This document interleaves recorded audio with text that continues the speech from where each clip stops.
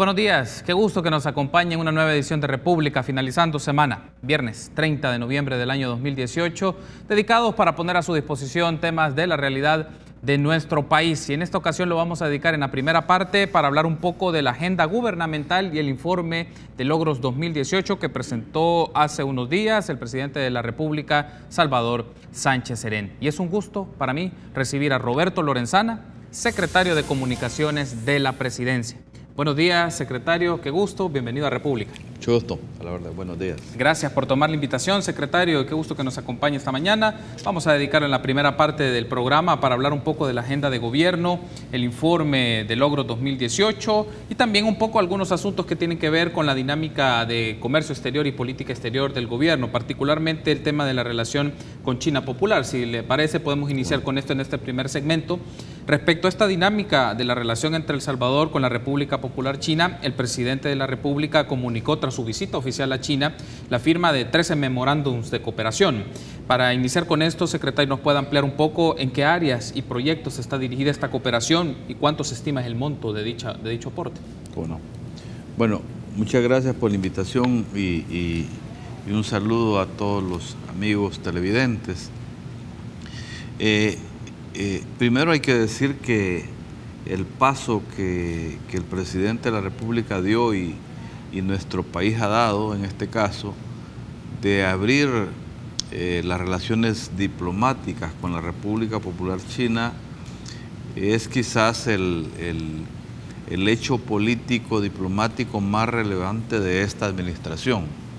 O sea, hay otras cosas importantes que no se puede, digamos, atenuar su significación, como la Alianza para la Prosperidad del Triángulo Norte, que son medidas, digamos, que tienen gran relevancia, pero sin duda esto de las relaciones diplomáticas con República Popular China es un paso trascendental que abre una ventana de oportunidades con la segunda economía del mundo, el primer exportador del mundo.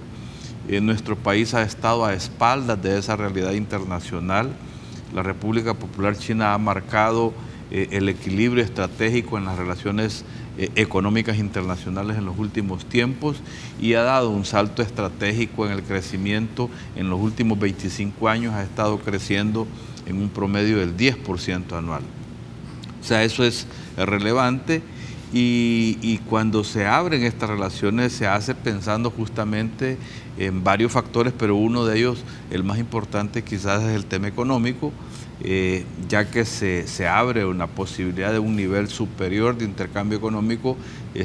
Tenemos un intercambio económico, aún sin relaciones lo teníamos, pero con una balanza comercial desequilibrada para El Salvador, en tanto que la mayoría de los bienes y servicios que se comercian, particularmente bienes, son importaciones que El Salvador hace.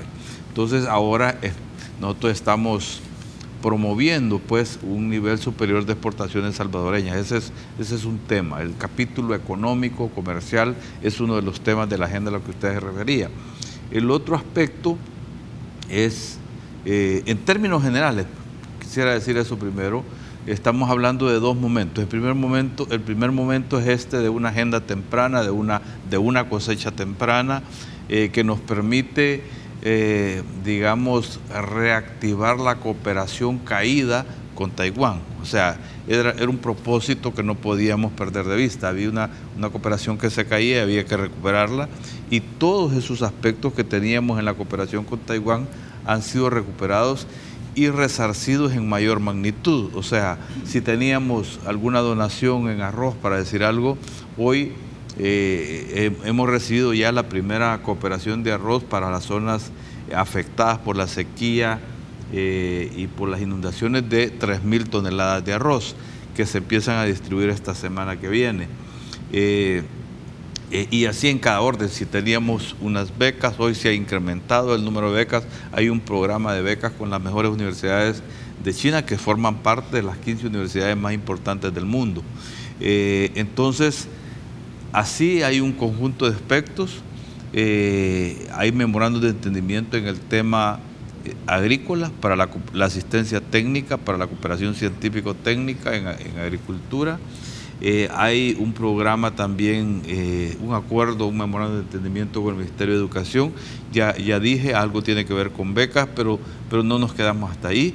La apuesta principal es a la innovación tecnológica, a la cooperación científico-técnica con la República Popular China. Mencionaba entonces, secretario, en su primera intervención que la cooperación o los vínculos de cooperación con la República Popular China pueden resarcir la cooperación que se ha caído con Taiwán. Si le ponemos un primer saldo en estos primeros meses, ¿en qué se materializa que se puede resarcir esta cooperación que se dejó de lado por rompimiento de relaciones diplomáticas y que se hacen con China respecto a Taiwán?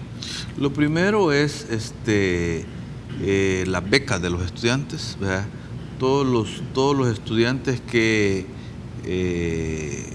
tenían planificado o estaba planificado estudiar en Taiwán, todos ya están en la República Popular China, empezaron sus estudios inmediatamente después del establecimiento de las relaciones diplomáticas con la República Popular China. Ese es un primer aspecto que ya está en marcha, diríamos. Lo otro es el tema de la cooperación de arroz, que ya tenemos 3.000 toneladas de una donación, que ya está la primera embarcación de 1.000 toneladas en El Salvador, que empezará a distribuirse estos días. Ya hay ya participamos nosotros en la gran feria internacional de importaciones que hizo China hace unos días, y una delegación de empresarios salvadoreños participó y ya hay allí algunos acuerdos de negocios. Tenemos entendido que estos días, creo que en este momento ya están acá. Hay un grupo de empresarios de la República Popular China que están haciendo contactos con empresarios salvadoreños para hacer negocios, vienen fundamentalmente a comprar. Sin duda no nos interesa a nosotros como país únicamente vender, pero porque cuando uno ve, por ejemplo, uno se relaciona o platica con gente de la industria en el país, la industria salvadoreña estos años ha resultado beneficiada con la compra de insumos más baratos en la República Popular de China, lo cual ha facilitado la competitividad de nuestra industria. Entonces eso continuará, ¿no? Me menciona que ha ido una delegación de empresarios salvadoreños a China para ver el tema de importaciones, sobre todo para hacer más claro quiénes son esos empresarios y en qué sectores de la economía, para efectos de en qué actividades se podrían establecer eventualmente vínculos comerciales, vínculos económicos o intercambios de bienes y servicios. Bueno, en realidad esta delegación que está acá, digamos, tiene lo que yo conozco, es que hay una representación de gente vinculada que muestran interés en la importación de café salvadoreño, de azúcar del Salvador. También hay gente interesada en las compras de productos químicos farmacéuticos. Creo que esa es una gran oportunidad. Hay que recordar que la industria químico-farmacéutica de El Salvador también ha tenido un auge importante. Podríamos decir que en El Salvador se encuentran ya los principales laboratorios a nivel centroamericano, porque ha tenido un impulso recientemente ese sector de la economía salvadoreña, de tal manera que ahí hay una gran oportunidad. También ellos han mostrado interés en otros aspectos que tienen que ver con inversión. Hay interés en que empresas chinas se instalen en El Salvador como un espacio, como una ventana para la región en aspectos de telecomunicaciones que ya están. Hay que recordar que esta empresa Huawei, que es una de las más grandes del mundo y creo que es uno de los proveedores, el principal proveedor de bienes importados a las telefónicas en El Salvador, ya está instalada en nuestro país, y hay otras empresas de esa magnitud que pretenden instalarse en El Salvador como ventanilla para la región en temas de producción electrónica, de software, de hardware, y también en la industria eléctrica. Ok, tengo un par de minutos antes de irme a la primera pausa, pero dejo esta primera interrogante y tener una reacción inicial, secretario, luego lo ampliamos en el siguiente bloque, pero el 15 de noviembre la prensa gráfica publicó una entrevista que le hizo al presidente del Banco Central de Reserva, Óscar Cabrera. Él mencionó que en este cierre de noviembre y los primeros días de diciembre tendrían una visita de 2 bancos de China al país. En este caso estamos hablando de que esta visita a los bancos puede ser una materialización, una expresión de que se podrían convertir en acreedores del país o ofrecer líneas de crédito al Estado salvadoreño. Bueno, en realidad cuando se dio la visita de la delegación salvadoreña, el presidente del Banco Central estuvo en la República Popular de China y también se suscribió un memorándum de entendimiento con el Banco Central de El Salvador y el Banco de Desarrollo de China. El propósito de ese entendimiento, en términos generales, por supuesto, es establecer una cooperación. Hay cooperación técnica, asistencia técnica en esto. La idea es también instalar o crear una corresponsalía con bancos chinos, o sea, el comercio internacional, los sistemas de pago, las transacciones internacionales necesitan que haya bancos internacionales para hacer los negocios de nuestro país con el mundo y la idea era un acuerdo de corresponsales con bancos chinos para El Salvador. Ese es un tema. Y lo otro es que hay un ofrecimiento de una línea de crédito para darle liquidez al Banco Central de Reserva. Ese ofrecimiento no está materializado, simplemente hay un ofrecimiento y también hay un ofrecimiento de financiación para los bancos públicos de El Salvador. Eso simplemente son ofertas, pero todavía no hay ninguna materialización. Muy bien, debo de hacer una pausa y al continuar pues me gustaría seguir desarrollando el tema China y luego otros temas de la agenda de acuerdo ejecutivo-legislativo, el tema fiscal y también los logros del gobierno según lo presentaron en el informe en recientes días. Volvemos.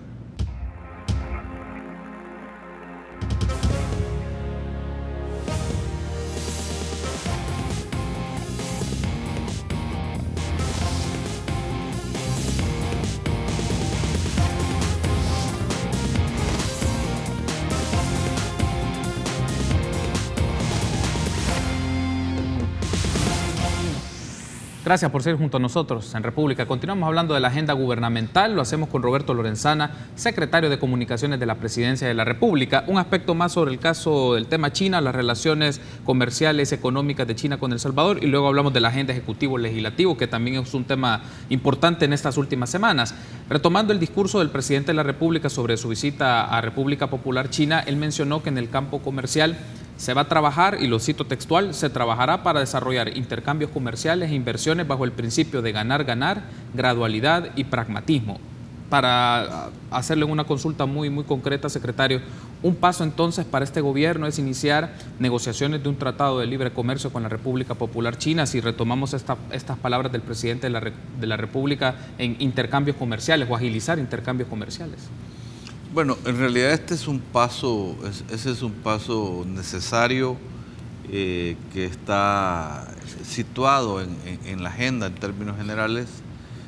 Por supuesto de que el alcance hay que dimensionarlo con los diferentes sectores económicos del país.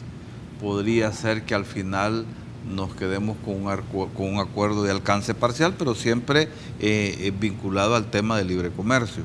O sea, si hubiese posibilidades de un tratado de libre comercio más global, en todo caso en eso se necesita una amplia participación de los sectores interesados y en este caso de los sectores económicos.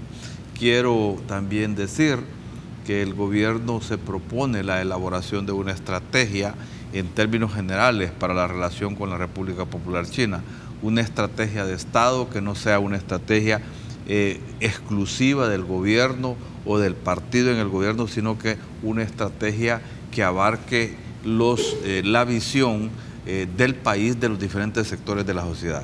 En eso estaremos trabajando. Nosotros estamos situando una visión sobre esto, pero pensamos avanzar. Ojalá que después de las elecciones tengamos la posibilidad de construir una visión más de conjunto para que el proceso electoral no vaya a contaminar este tipo de agenda. Pero no se ve entonces algo para el corto o mediano plazo, es decir, me refiero para el cierre de esta administración gubernamental, iniciar este tipo de no, como no, la idea es, nosotros ya estamos trabajando en eso, en una agenda estratégica para esa relación. Hay que tener una estrategia definida, ¿verdad?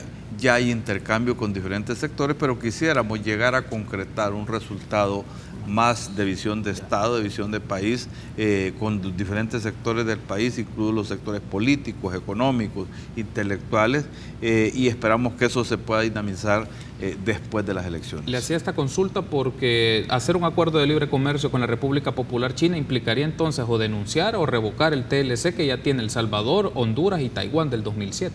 Sí, efectivamente, o sea, ese es un tema que está en la agenda, ¿verdad?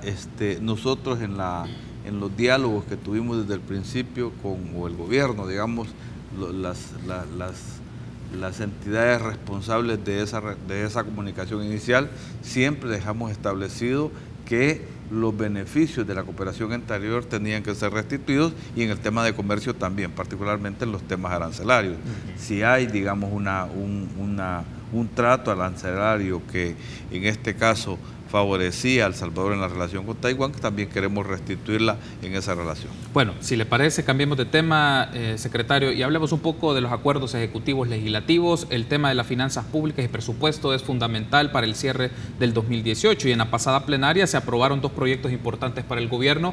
El ministro de Hacienda nos los mencionó acá, que estuvo hace unos días previos en este espacio de entrevista. Se aprobaron las reformas a la Ley de Responsabilidad Fiscal y el préstamo de $30 millones del BID para el programa de fortalecimiento de la administración tributaria. Aquí la pregunta es, lograr estos dos temas o la aprobación de estos dos proyectos significó también, por lo menos, la aprobación de $1.5 millones para financiar los DUIs vencidos o deteriorados. ¿Fue así, secretario? ¿Esos fueron los dos elementos alrededor de esta negociación?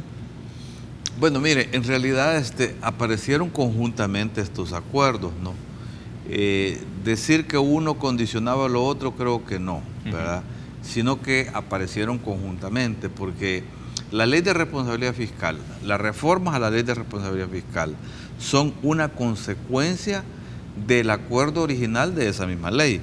Cuando se aprobó la Ley de Responsabilidad Fiscal, concebimos que si había un cambio en el sistema de cuentas nacionales, había que ajustar los parámetros, los indicadores que estaban establecidos en esa ley al nuevo sistema de cuentas nacionales. Y justamente eso es lo que estamos haciendo. En aquel momento se había concebido un ajuste del 3%, entonces ahora que ya pasaron casi 2 años, ya El Salvador tuvo un ajuste del 2%, por lo tanto hoy la meta es de un ajuste del 1% adicional, y se amplía el plazo hasta el 2021, digamos, que originalmente se había concebido que terminara en el 2019. Son cosas que son consecuencia, pues, del acuerdo original.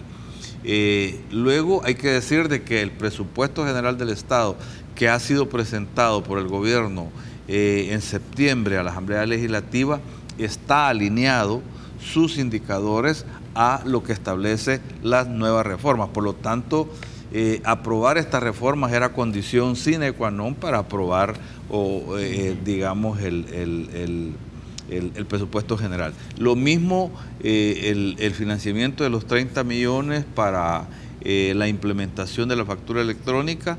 Eso hay un incremento de ingresos que dará esa implementación de esa tecnología, y por lo tanto esos incrementos de ingresos ya están registrados en el nuevo presupuesto del próximo año. Entonces, por eso es que era una condición necesaria, pues, para poder aprobar el presupuesto. Nosotros, y lo de la gratuidad del DUI, hay que recordar de que hace varios meses, 2 meses, 3 meses, Arena y otros partidos políticos presentaron a la Asamblea Legislativa una iniciativa de ley para prorrogar, para que pudieran votar en las elecciones gente con documentos vencidos. El FMLN y el gobierno no estuvieron de acuerdo en eso, ¿verdad? Porque eso, digamos, se podía prestar a que digamos, a que no hubiera un voto con plena legalidad. Ya había habido una sentencia de la Sala Constitucional que se necesitaba la vigencia de ese documento, y ahora como alternativa se encuentra de que, bueno, si la gente va a renovarlo y no tiene las condiciones económicas para hacerlo, entonces sí se le puede subsidiar. Entonces, por eso se puso, creo que $1,5 millones de dólares para poder financiar todas aquellas personas que se les ha vencido su documento, tienen dificultades económicas, lo pueden ir a renovar, y eso por supuesto facilita el ejercicio del sufragio. Le hacía esta mención porque en un inicio el grupo parlamentario del FMLN y la presidencia misma no estaban a favor de esta medida en concreto, pero ¿qué cambió un poco la condición para que dieran el respaldo y se apoyaran en la votación sobre este tema en concreto? Usted me dice, son temas coincidentes, ciertamente en la agenda de la Asamblea Legislativa coinciden varias cosas, pero aquí en concreto hay algo más particular. Es que lo que no estábamos de acuerdo era que pudiera votar todo el mundo con documentos vencidos. Es una prórroga de un documento, y eso, digamos, a nuestro juicio sí habría una puerta muy grande, sin tener suficiente garantía de transparencia. En cambio, en esta otra modalidad de financiarle a la gente, quien tenga voluntad, entonces nos parece mejor, digamos, y yo creo que va al encuentro de una necesidad de una parte de la sociedad salvadoreña. Tengo un par de minutos antes de irme a la pausa. Dejo esta pregunta para tener una primera reacción. Secretario, lo ampliamos en los siguientes bloques que nos quedan. También queda pendiente la aprobación del presupuesto 2019 y el tema de la emisión de deuda, $1,400 millones, pago de eurobonos y programa de gastos. ¿Qué aspectos van a definir una aprobación en tiempo del presupuesto y 56 votos en el caso de la emisión de deuda? Bueno, mire, nosotros estamos optimistas, estamos confiados en que hay voluntad política para aprobar el presupuesto y sus respectivos financiamientos. Hemos estado en diálogos con todas las fuerzas políticas, sin excepción, independientemente de que más de alguno haya dicho de que digamos, estamos priorizando el diálogo con Arena. No, estamos dialogando con todos. Por supuesto de que la construcción de la mayoría calificada obliga a tener una relación con Arena. Pero tenemos relaciones con todos.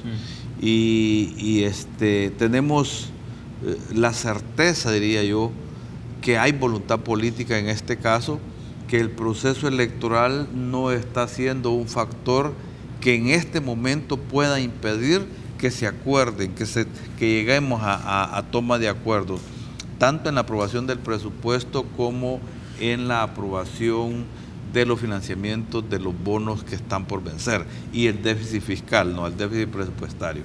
Entonces, estamos, ya diría yo, en la recta final, porque ya la Asamblea Legislativa hizo todas las consultas con las diferentes instituciones.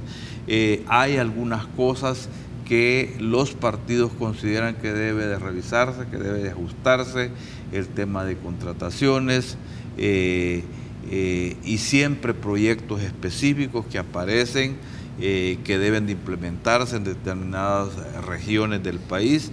Hay una revisión necesaria que siempre se hace, pero que no necesariamente lo que plantea es una oposición a aprobar el presupuesto. Históricamente, generalmente es así.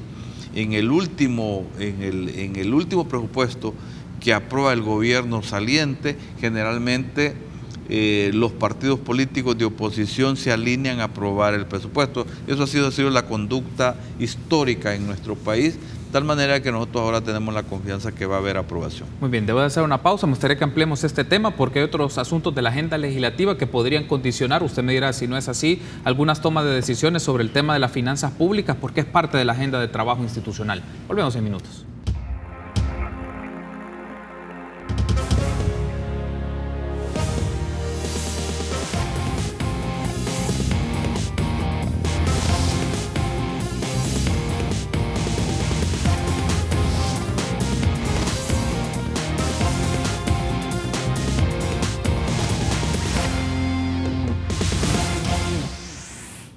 Gracias por su preferencia y seguir junto a nosotros en República. Continuamos platicando con Roberto Lorenzana, secretario de Comunicaciones de la Presidencia. Estamos hablando de los acuerdos ejecutivos legislativos, sobre todo en el tema presupuestario.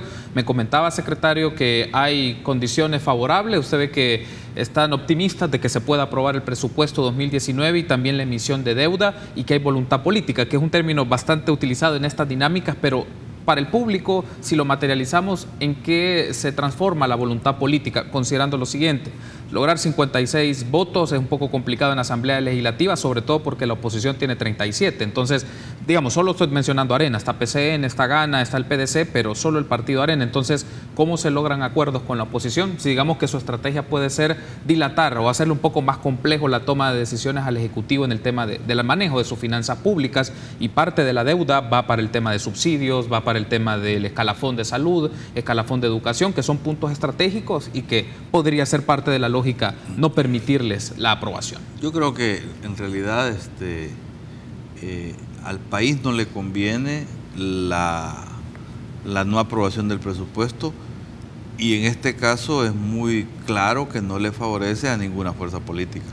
O sea, lanzar un mensaje en este momento de no aprobar el financiamiento para la policía, el escalafón de salud que se incrementa este año, no aprobar el financiamiento para los veteranos. Por primera vez en la historia, los veteranos de guerra tendrán un financiamiento que tiene un rasgo más permanente, ya que estamos trasladando los recursos del impuesto de guerra FEFE, al financiamiento de las secuelas que dejó el conflicto, y en este caso un subsidio para los veteranos. Es como una especie de pensión básica que anda, creo yo, entre 50 y 60 dólares mensuales para cada veterano. Estamos hablando de varias decenas de miles de personas las que salen beneficiados. Oponerse a estas cosas resulta muy difícil, oponerse a la energía, al subsidio de la energía eléctrica, al subsidio del gas en este momento, a los paquetes escolares, a los paquetes agrícolas que el gobierno da. Es muy difícil que los partidos se opongan en una coyuntura electoral.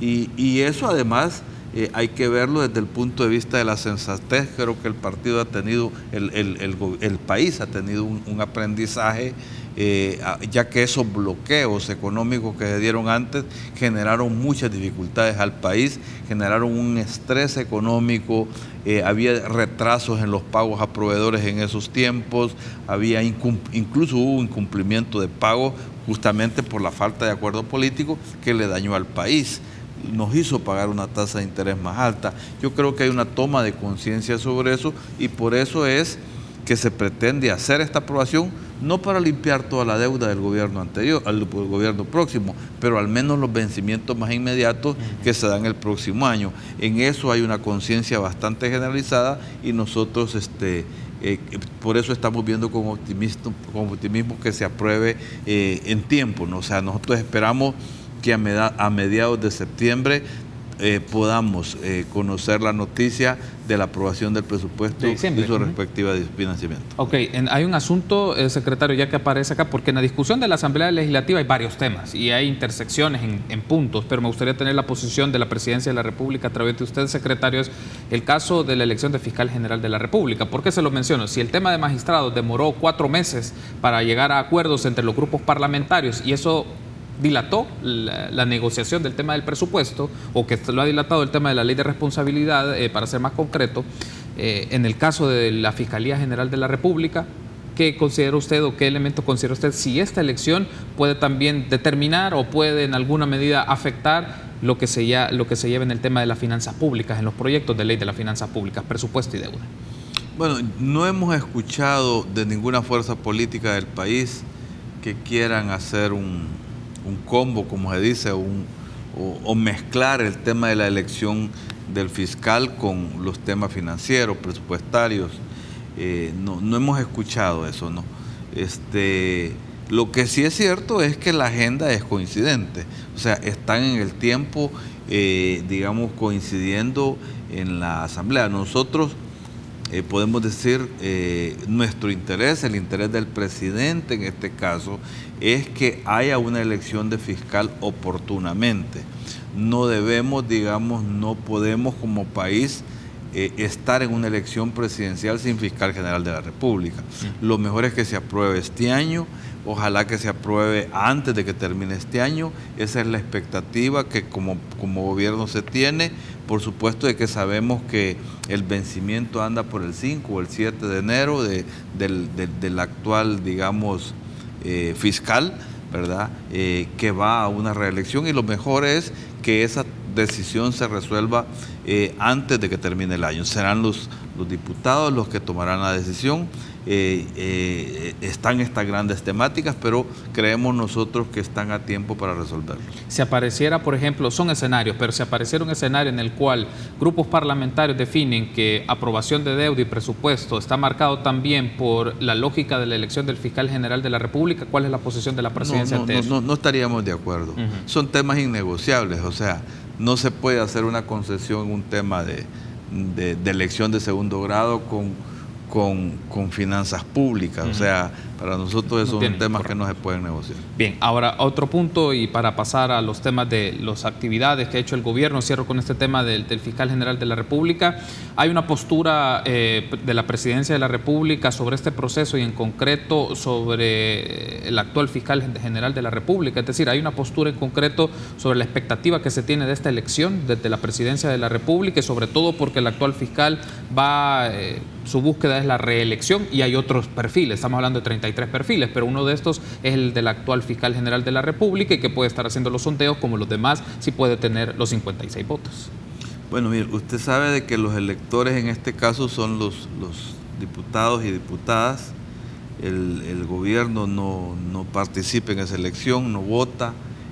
Lo que sí el gobierno ha expresado, el presidente ha expresado, que no se debería de vetar a nadie, ¿verdad? Que hay que estar abierto a todas las opciones, incluido el actual fiscal, ¿verdad? Ese es el planteamiento general. No, los diputados tendrán que sopesar hoy en la revisión de sus expedientes cuáles son las desventajas y ventajas que tiene. Sin duda tiene méritos, sin duda pueden haber cosas en las que no estemos de acuerdo, pero así es en toda gestión. No se puede estar plenamente satisfecho con todos y cada uno de los hechos que se han generado, pero hay que tener apertura para eso. Lo importante es que se asuma esto con responsabilidad, con visión, pensando en el interés nacional, en el interés de todos los sectores de la sociedad. Lo planteo de esta manera, secretario, y con esto cambiamos el tema y pasamos al asunto de logros. Este tema del fiscal general de la República, así como los temas de la hacienda pública, son parte de la discusión entre tres ejes, me refiero. La cara legislativa del FMLN, sus diputados, me refiero, el gobierno a través de la presidencia y el partido como tal. O sea, ¿son temas de discusión estos, o son asuntos en cada quien en su cancha y cada quien en su territorio, o es un parte de la discusión entre estos tres entes, la expresión partidaria, la expresión de gobierno y la expresión más legislativa? En algunos temas, por supuesto, hay un diálogo, ¿no? Un tema tan importante como este no puede hacerse una abstracción en términos absolutos y decir, miren, yo no me incumbo en nada. No, sí, hay diálogo sobre estos temas. Puede haber recomendaciones, pero el Ejecutivo en ningún caso impone su agenda, ni mucho menos cuál es el rumbo que tiene que tomar. En determinado momento, en varios temas, el gobierno ha sido, digamos, ha observado decisiones que no necesariamente ha compartido, pero que respeta la independencia legislativa. Muy bien, debemos de hacer una pausa y al regresar hablamos un poco del informe de logros 2018. Volvemos.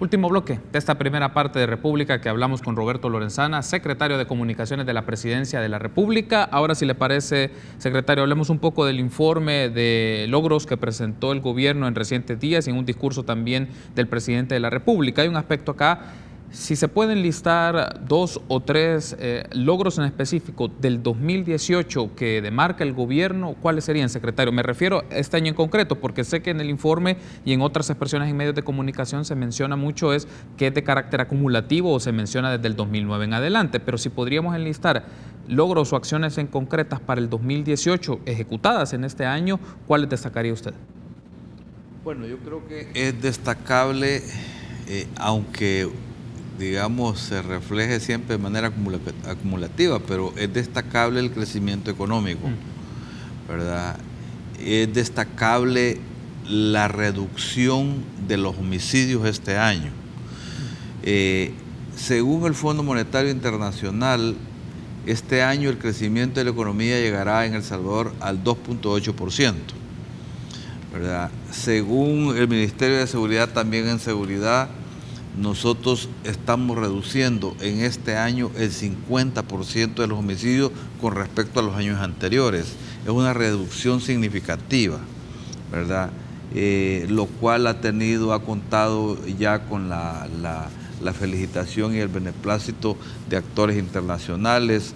Lo oíamos ayer en las reuniones de la Alianza para la Prosperidad. La embajadora de los Estados Unidos ha estado comentando que han habido no solamente esfuerzos importantes, sino resultados importantes en el tema de seguridad. Y también el Fondo Monetario, que no es una instancia sesgada a favor del gobierno, ha dado esas cifras, ha dicho, miren, ha habido crecimiento de la finanza justamente porque hay crecimiento económico y porque se han aplicado otras medidas como la ley de amnistía.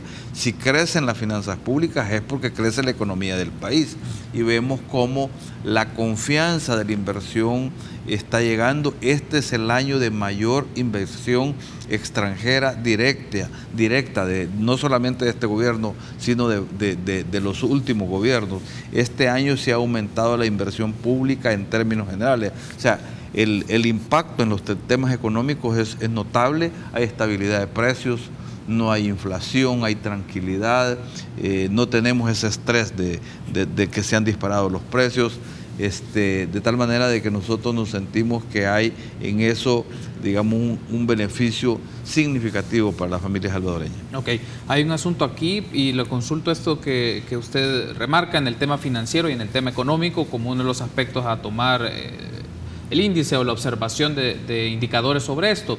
Pero, por ejemplo, puede salir un contraste respecto al tema de por qué tal vez el gobierno no ha promovido en lo que resta de su gestión el presupuesto en función de resultados, porque esto permitiría, secretario, permitiría en alguna medida que el gobierno pueda hacer un monitoreo y una evaluación de cómo gestiona los fondos y qué resultados obtienen sus programas. Digamos, ¿por qué tal vez esta medida no se pudo lograr en la gestión de gobierno de esta administración y se va a quedar hasta el 2020, como lo ha mencionado el ministro de Hacienda? Y esto pudo haber certificado o establecido la evidencia para mostrar en qué aspectos los resultados han sido más marcados en función de la inversión pública. Bueno, en realidad nosotros hemos sido el gobierno que ha trabajado en eso y hemos dado capacitaciones, hemos generado normativas, en todas las instituciones del Estado para prepararse para un presupuesto por resultados, en este caso, ¿verdad? Pero todavía se hace necesario, y así lo concebimos nosotros, que la Asamblea apruebe algunas reformas. Y como en septiembre no se había, digamos, cuando se presenta el presupuesto, no se han aprobado esas reformas en la Asamblea, dijimos nosotros presentar coincidentemente un presupuesto por resultados y si las reformas no han sido aprobadas, es preferible tener la certeza primero que se aprueban esas reformas porque podríamos tener el riesgo de presentar dos presupuestos. Un presupuesto como lo tenemos ahora por unidades de gestión, y un presupuesto por resultados. Entonces, para tener certeza, dijimos primero que se aprueben las reformas y ojalá el próximo año, en el próximo gobierno ya con esas reformas pueda presentar el presupuesto por resultados. El andamiaje está creado, el sistema está creado en la institucionalidad, ha habido capacitación en todas las instituciones del Estado, el Ministerio de Hacienda está preparado para hacerlo, pero hace falta todavía que se apruebe la legislación. Muy bien, hay dos asuntos, estamos por cerrar la entrevista, le consulto, secretario, próximamente será la toma de posesión de Andrés Manuel López Obrador. ¿Habrá una asistencia, una visita oficial del presidente de la República o quiénes van a configurar la delegación que vaya a esta toma de posesión del nuevo presidente de México? Bueno, yo la información que tengo es que a la toma de posesión del nuevo presidente de México participará el vicepresidente de la República, Óscar Ortiz, y el canciller general de la República, el canciller de la República, el licenciado Castaneda. Seguramente habrá otras personas de protocolo, de comunicaciones que van a participar, pero ellos son los que van a representar al país. Uno de los asuntos, y cierro con esto, secretario, es el tema de cómo se gestiona la caravana migrante. Digamos, es uno de los temas que está ahí, a caravana migrante hondureños, salvadoreños, y uno de los asuntos que se ha mencionado, la postura oficial de la presidencia ante este fenómeno, y ahora que toma posesión Andrés Manuel López Obrador, puede ser la oportunidad para poner este tema en la agenda de la relación México-El Salvador. Bueno, nosotros hemos conocido que digamos, la filosofía del planteamiento del nuevo presidente de México es volver la mirada hacia Centroamérica. Nosotros no nos podemos quejar como país de que en el último gobierno también ha habido una mejor relación con México. México se venía alejando de la región en los últimos años, pero en la última gestión también nosotros tuvimos importante cooperación que no podemos dejar de expresar, y nuestro agradecimiento también, porque tuvimos la inversión que estamos haciendo en el Puerto de la Libertad, la carretera del puerto, el bypass del Puerto de la Libertad, el puente que recientemente inauguró el presidente en Anguiatú, el puente que se está haciendo en La Chadura, se está haciendo con financiación y con cooperación del gobierno de México. Sí. Pero este nuevo presidente también ha dicho que va a mejorar todavía más las relaciones con México, y eso nos entusiasma, nos satisface, y también con una mirada un poco más social. Entonces nosotros ya ha habido diálogos con funcionarios o algunos que se han anunciado que serán futuros funcionarios de la administración del presidente López Obrador, para ir creando, digamos, las bases para esa relación. Todo apunta de que habrá un nuevo acuerdo con México y la región. Eso es lo que esperamos nosotros, que haya un acuerdo estratégico, y el tema migratorio será central. Nosotros históricamente, nuestros compatriotas no han sido, más bien ha habido también un trato a nuestros migrantes complicado, complejo en México, y nosotros sí queremos que haya, digamos, plenitud de vigencia respecto a los derechos humanos a nuestros compatriotas. Perfecto, secretario. Quiero darle las gracias por haberme acompañado en este espacio de entrevista. Espero que nos volvamos a encontrar, sobre todo para hablar del tema de la hacienda pública, el balance general del 2018 y cuáles son las perspectivas también del ejercicio de gobierno para el primer semestre del 2019. Ha sido un gusto, secretario Lorenzana. Muchas gracias. Gracias por habernos acompañado. Permítanos una pausa. Seguimos con más.